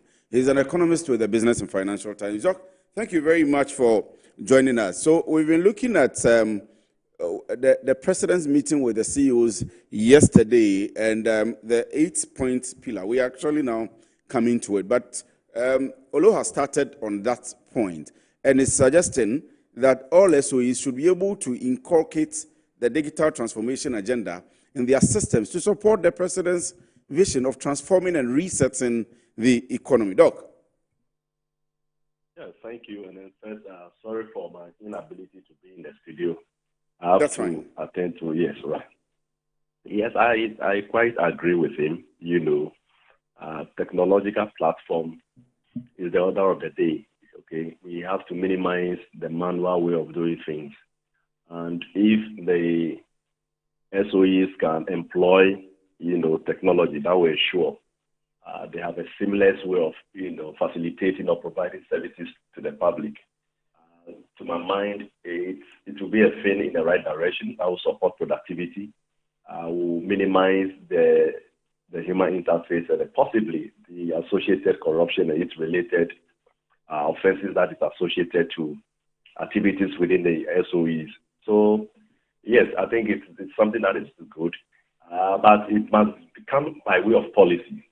Okay, it is not just like Mr. President sitting down and assume SOEs will do that. Maybe through the Minister of Communication and Technology or whatever it is, should come up with a policy that will direct all SOEs to employ a certain technology that has the propensity of bringing about efficient service delivery within the domestic economy. So, to me, as much as I agree with my brother with all that he said, I think as the leader of the nation, he needs to trigger that particular policy direction to ensure that all SOEs are aligned. Just like he indicated that he demanded a report from there. It should be even a platform where, by the press of the button, His Excellency the President can access any performance report of any of the SOEs or anywhere within the country. So the use of technology is very key and critical. Okay, so that is one aspect of it. I don't know whether I can touch on the 8 pillars, but I say yes, you can go ahead. Yes, please. Right. I think I've perused the 8 pillars. I must admit it's very progressive and quite innovative. On paper, if you watch me, I like using policies. That's the statement that the policy is progressive on paper, because translating it from paper to execution is another huge task. If you look at our political history and economic history to date, it appears that we used to have a very good and vibrant policies on paper, but when it comes to execution, that is what is lacking. One of the 8 pillars that to me is very instructive, and I'll be very grateful if His Excellency can pursue that aggressively. It has to do with making Ghana an investment hub. Okay, we used to be the gateway to Africa. But as it stands now, we have lost that glory, and that is a fact. Rwanda is dictating that pace now. Even our neighbors, Côte d'Ivoire, okay, we are losing so much businesses to Côte d'Ivoire because the cost of doing business in Côte d'Ivoire is far better than in Ghana. Okay, so to make Ghana an investment hub is something that is very good, because per our geographical location, we stand in a better position to be able to connect businesses within the sub-region. But to do that, one of the pillars that need to align with this particular one have to do with the transportation. Okay, so we having drug carriage from here to Aplau, connecting people from Nigeria, Benin, and Togo to Accra and come and transact business with ease. Okay, and maybe we also look at upwards, up to Burkina Faso, etc.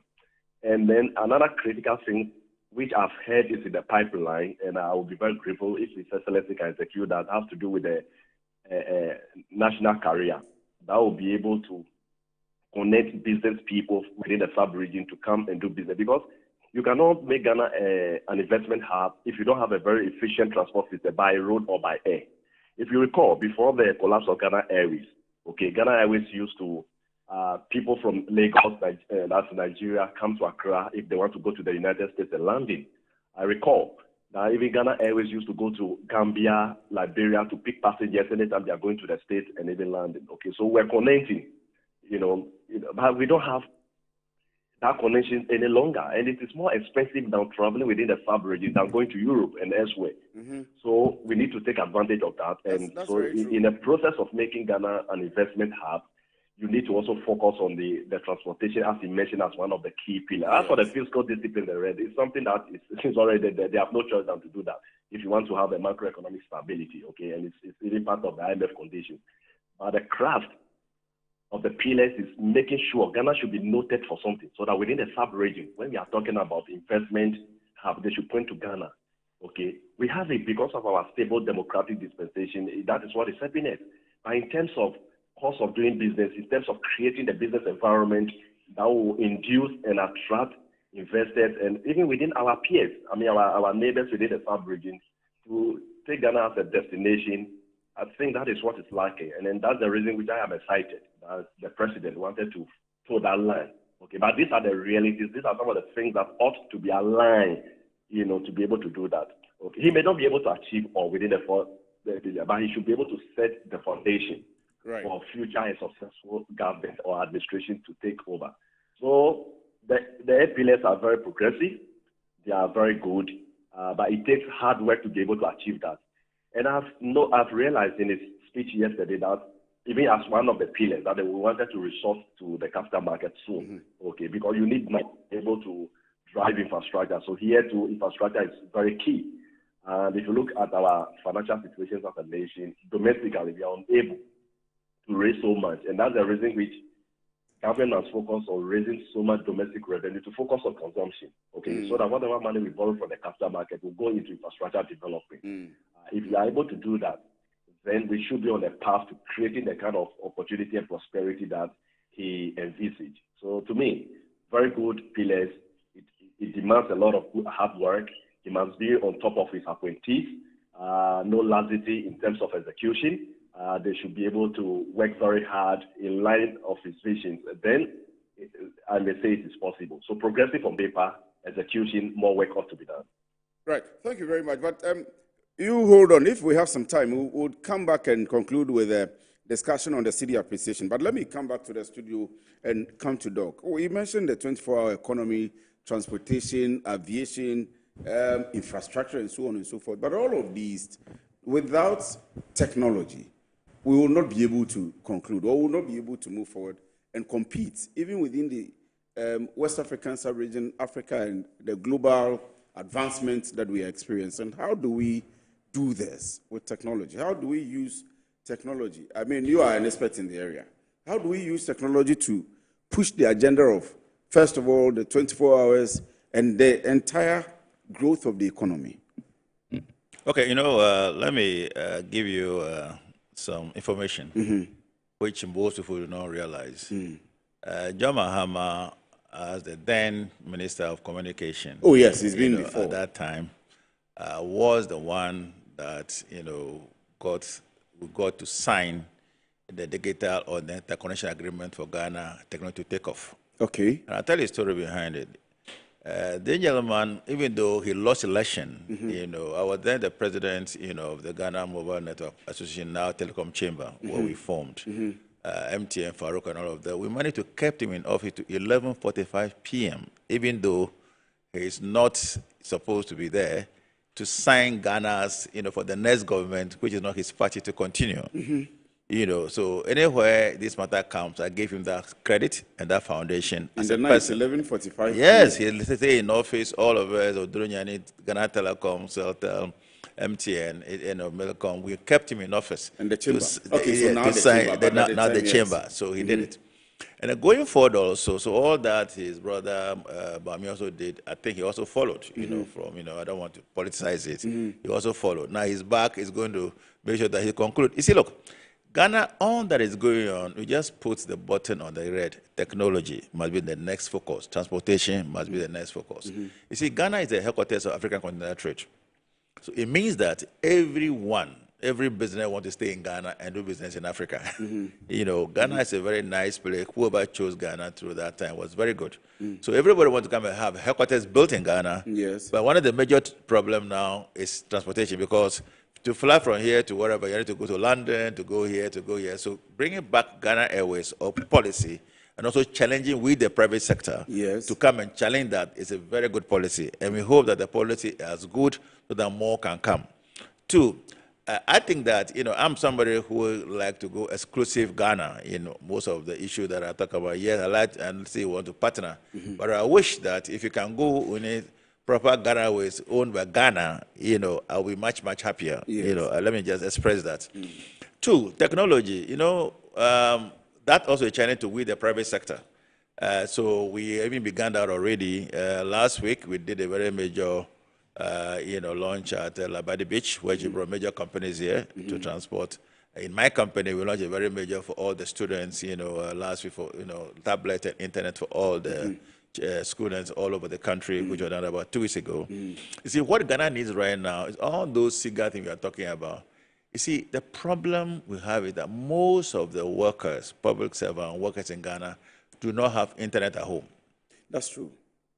Even apart from apart from them, if you go to the rural areas, if you go to if you take Accra, Takrady, Tamale, and maybe Kumasi out, the rest of the country don't have internet. They don't have internet.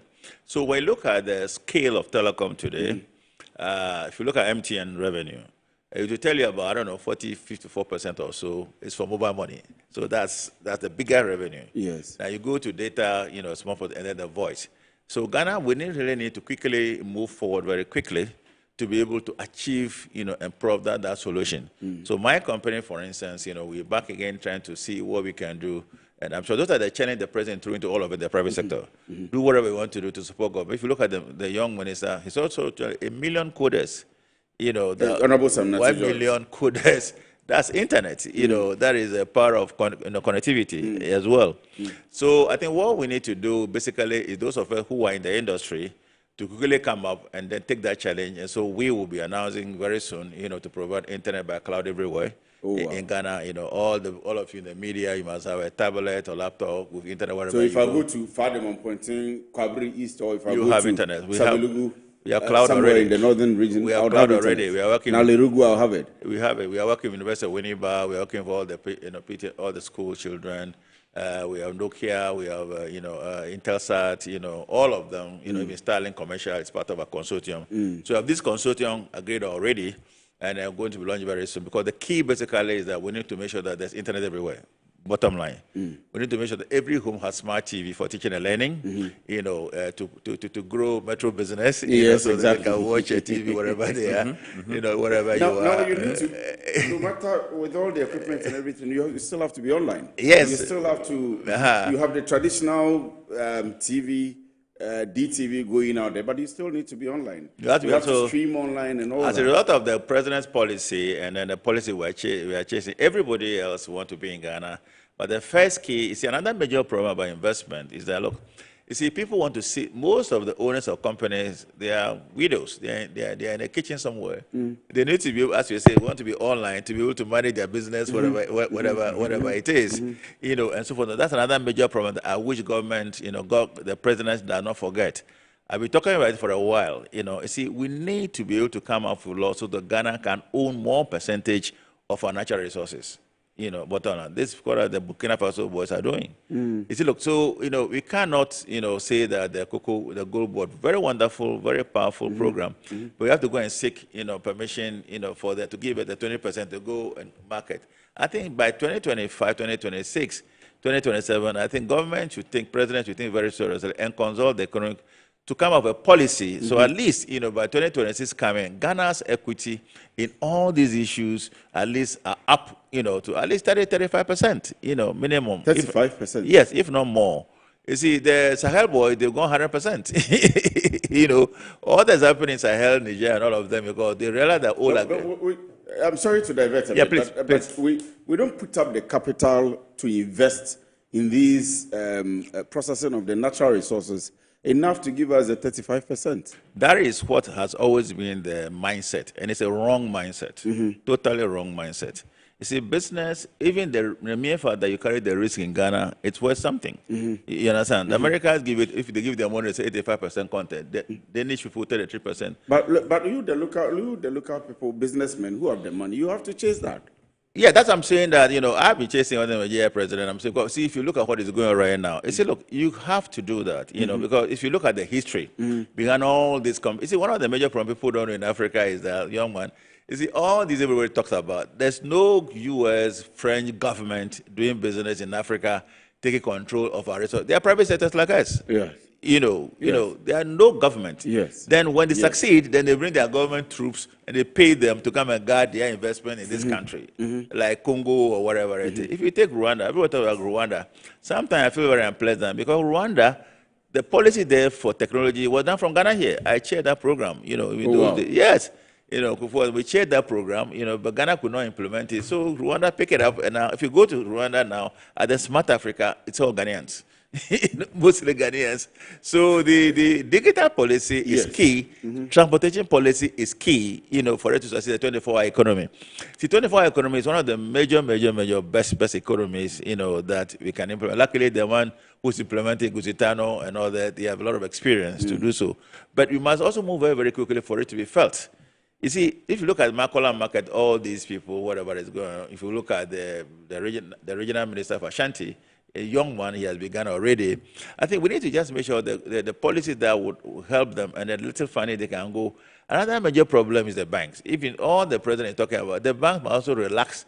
They must reset their policy. I was coming to ask you that on the bank one. Because on the financial sector support. They are breaking businesses down. Policies are so hard, interest rates are so high, and so forth and so on. The banks must also reset and reform, not even reset alone. The banks must be reformed to support the president's ideologies to be able to can succeed very fast. So there'll be a lot of happiness if this thing happens.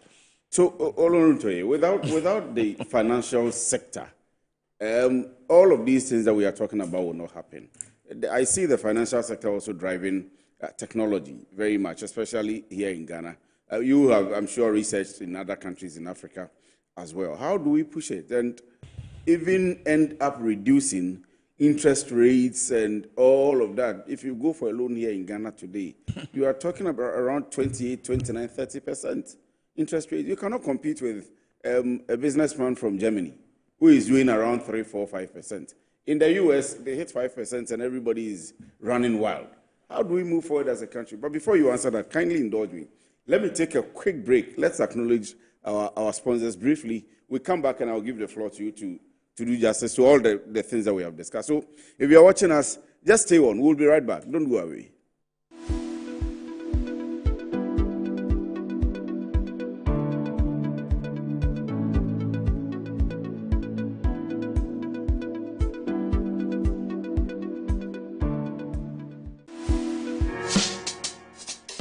Whether you're a wholesaler, retailer, or consumer, MNC Logistics and Trading is your trusted partner in minerals and food commodities trading. Experience the difference with MNC Logistics and Trading for your commodities trading. We operate a well-equipped laboratory that smelts and assays gold to ensure transparent, credible, and reliable minerals transactions. Our general food commodity market deals with imports and exports of food products such as rice, sugar, and grains. We pride ourselves on delivering products that meet the highest standards of quality and taste. With our expertise in international trading and logistics, we bridge customers far and wide. Locate us at number 4 Neosai Interfo Avenue, East Legon, Accra. Call us on 030-299-8246 or visit our website www.mnclogisticsandtrading.com. MNC Logistics and Trading, hub of confidence.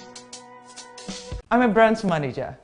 Of course, I accept only quality and affordable printed souvenirs for my promotional campaigns. I'm the head of academic affairs of a very important institution in Ghana. Of course, we only deal with quality, reliable printing companies for our institution's printing materials. I'm talking about appointed time printing.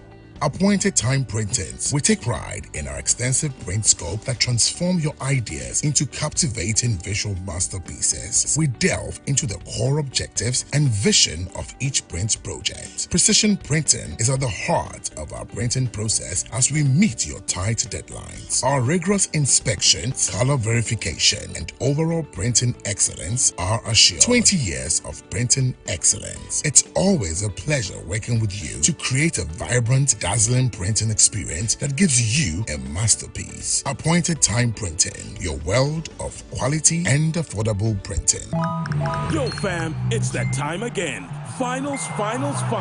Oh yeah, Go TV, let's go. Final. Go TV, this is too big. The Premier League, La Liga, Champions League, FA Cup, Europa, and more. Finals. Stay connected to catch all the biggest football finals with your best football friend.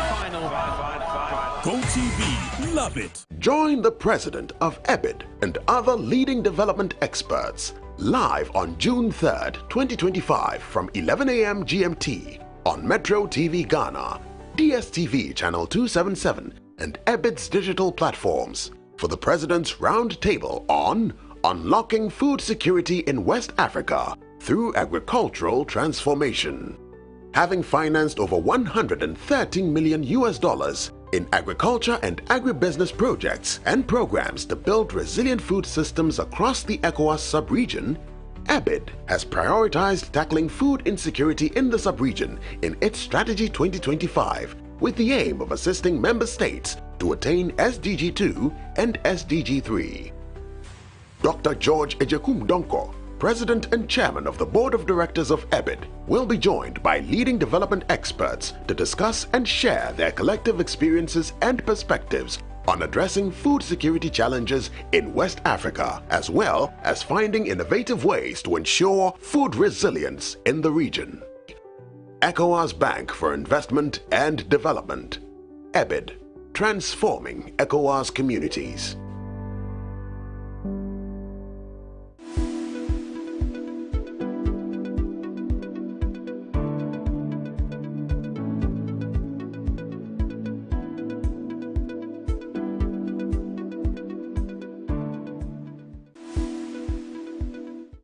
You're welcome back from the break, and we'll get straight back into the discussions. And I was going to Oloruntoye, and we had some few discussions, including the drive of technology, maybe in the financial sector, and in the entire SME eco-space businesses in Ghana and Africa. How do we advance?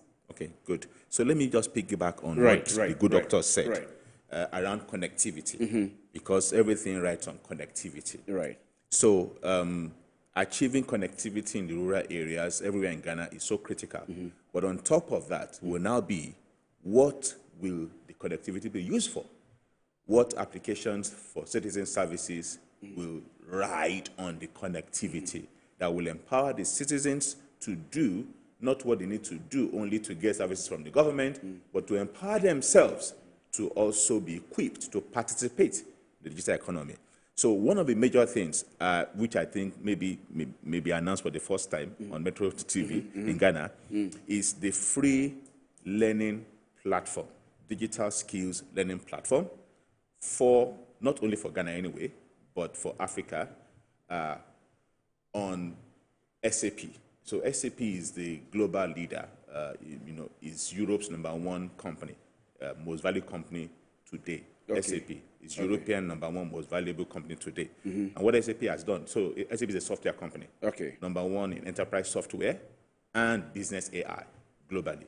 So what SAP has done in Africa is to create a learning platform. So for the 1 million coders, that can be achieved in 12 months. And I'm not kidding, because this platform is free for students and lecturers. Okay? It's free to go and They learn. don't have to pay anything to utilize the platform? No. Nothing at all? Nothing. And they have 2 exam tickets. So when they learn, of course, to show that you have learned, you must write exam to be certified, to become associate consultants on SAP platform. Yes. So whatever is your discipline, even for those who are not even interested in coding skills, okay, maybe you are learning accounting, you're learning engineering, you're in mathematics, you're interested in analytics, you can learn business AI free of charge and write your exam to be certified, to get digital skills.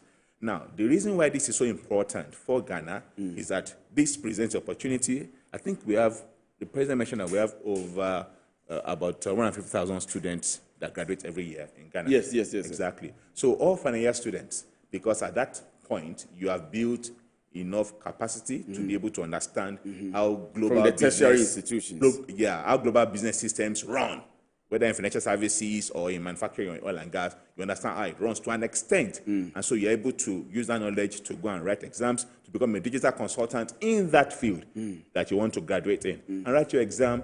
And the reason why it's so critical is because 84% of the world's transactions runs on an SAP platform. 84%. Of financial transactions? No, of the world's transactions, not just financial transactions. Yes. So in the areas of oil and gas, agribusiness, 27 industries. All of them? Yes, 84% of the world transactions by revenue run on an SAP system. And SAP is now providing the free learning platform. Exactly. So it's something that even the government must jump on, because there are even more opportunities. Have you connected with the government yet of Ghana? Definitely. So we have some roadshows tomorrow with some universities, here in Ghana tomorrow to introduce them. This is an opportunity. I spent my life savings to become a consultant on this platform in 2009. But now it's free. You okay? You can imagine. It's free. I get it. Exactly. So please, this is so critical, because there are more opportunities even outside of Ghana than in Ghana. Now, that's on one, to ride on that. Right. On the area of financial markets, please, you must give kudos to our DMBs. I'll separate how Ghana can benefit into 2. The DMBs, you can't blame them. They must account for cost of fund. Banking is a simple business. You collect deposit from doctor and you. Yes. Okay? Yes. And you expect me to pay you interest, okay, based on the prevailing inflation rate and other market forces in the country. Yes. So you will not want to put your money deposit with me if you can put it in another instrument that will give you higher returns. But if I promise you that I will give you maybe 16%, okay, or I'll give you 15%, okay, you may put your money with me. Yes. So if I collect money from you at 15% as a DMB, as a Deposit Money Bank, okay, there is no way I can lend the money to you at anything lesser than 15%. Not even accounting for the cost of risk and the cost of managing operations. Definitely it's going to be higher than that. So from a DMB perspective, okay, what is important is customer service. Are they able to facilitate what the customer wants to facilitate? Definitely, as things become better, the DMBs will support the real sector. However, to support the government's agenda, this is where the DFIs come into the picture, the Development Finance Institutions. Yes. They are the instruments of government that will support the execution of funding government's agenda. And the question most times we ask ourselves when we monitor DFIs, particularly in Africa, is the question of fiduciary. How much of the funds, because those funds are cheap, okay, being given to them to support a particular industrial objective or government agenda, how much of that is being converted into the outcomes? Now, this is where, again, technology can help. Monitoring the outcomes that are expected of development financial institutions, okay, versus what they are collecting as funds. How is it being executed? And now that we have, you know what, Ghana has done well with respect to identity management, okay, identity management. Now, if a particular service is meant to help a citizen, for example, maybe digitalization or digital skills, citizens, okay, you now are able to monitor, reach out to the end recipients to know how it is being used. Right. The unfortunate thing is that by some means, somehow, our time is actually up. But we'll come back if you have time. We'll come back. And Doc, we'll come back if you have time. But you are doing a lot. So let me give you at least some few minutes. And I'm told that you are doing a project in Wontumi Senior High School currently. And maybe you want to commit to us on Metro TV that you would allow us to follow you with the tablets and the internet you are going to provide. I mean, all of us are interested. We want to see connectivity, as Olu says. And if you're able to provide it, how it's going to support the softwares and everything. So maybe you would want to commit to us so that Metro TV, you would partner with us. Then we can follow you in all the things that you are doing. Even what's happening at Wontumi, we'll just go and check it and come back and report on how, I mean, you have come back into the system. So we know what you can do already. We have evidence of your works. So now that you have come back, we want to follow you and see what's happening. But final words from you, then we can round up. Okay, I approve. I'm very, very happy about he coming up with the SAP, platform. You see, Ghana, I think that most of our technology professors or whatever it is, one of the things I said a few days ago at the University of Ghana, Legon, is it the case that our professors are not teaching very well, so that Ghanaians, when they graduate, they don't make money, they don't succeed, they don't get jobs, or they don't listen? Because you see, look, talk about even interest rate. Why is it that the U.S., the major companies all over the world, they do 5% banking interest, but they're the richest? Why do you do 30% we are the poorest? You look at the So I think that I would partner with you, like the SAP thing. If it is there, I can guarantee that we'll relaunch. All students in Ghana will have devices and so connectivity, and it's done. You see, this is what we used to do before.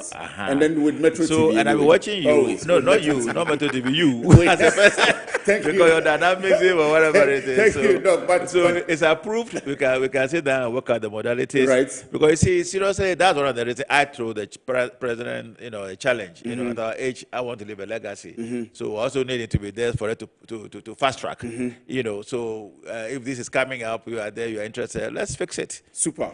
So there we go. We start one from here, right? I can fix it. You can put it here. So thank you very much for watching. I'll try as much as possible to bring them back. There is a lot to learn and a lot to see from what they are doing. With the road shows and with docs setting up on campuses and the rural areas, you would find Metro TV with them, Dr. Prince Kofi Klugeson and